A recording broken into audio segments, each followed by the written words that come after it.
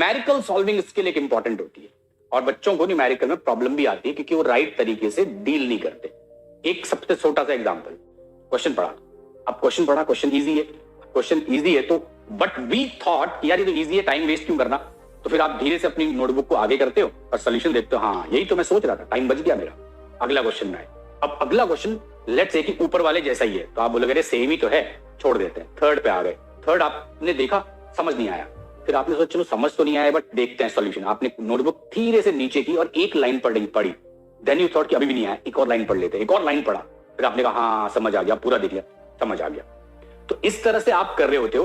तो प्रॉब्लम है we are going to develop a software जिसमें हमें पता है ये डेटा है ऐसे होगा, ये डेटा है ऐसे होगा, डेटा बदल गया, एरर आ गया। उसमें एक और प्रॉब्लम है, कैलकुलेशन नहीं करते हैं बच्चे टाइम बचाने के लिए, तो कैलकुलेशन एरर ऐसे बच्चों में आता है। उसमें एक और प्रॉब्लम है, उस बच्चे को ये पता है कि इस क्वेश्चन का सही तरीका क्या है, उस बच्चे को ये नहीं पता इस क्वेश्चन के गलत तरीके क्या है, तो जब भी वो अटेम्प्ट लेगा एरर होने की परसेंटेज ज्यादा होगी।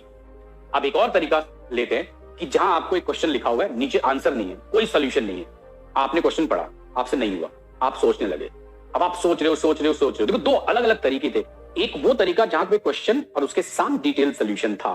तो जब क्वेश्चन और डिटेल सोल्यूशन वाला तरीका था उस समय पे उस बच्चे ने हो सकता है 10 क्वेश्चन कर लिए। एक वो तरीका जिसमें सिर्फ क्वेश्चन थे, सोल्यूशन नहीं थे, उसमें शायद एक ही क्वेश्चन में उस बच्चे को पूरा का पूरा 10 मिनट लग गया।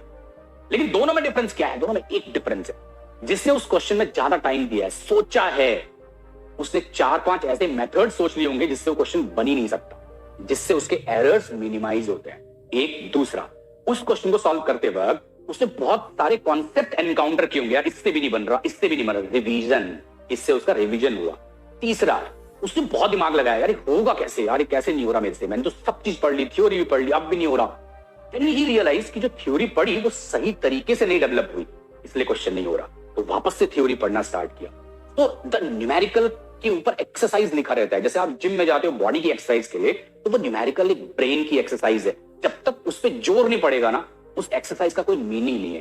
Right approach must be required जब भी आप घर में पढ़ाई कर रहे हो, जिससे कि आपका लास्ट का टाइम या वो उस कॉन्सेप्ट में जो आपने टाइम दिया वो इफेक्टिवली यूटिलाइज होए।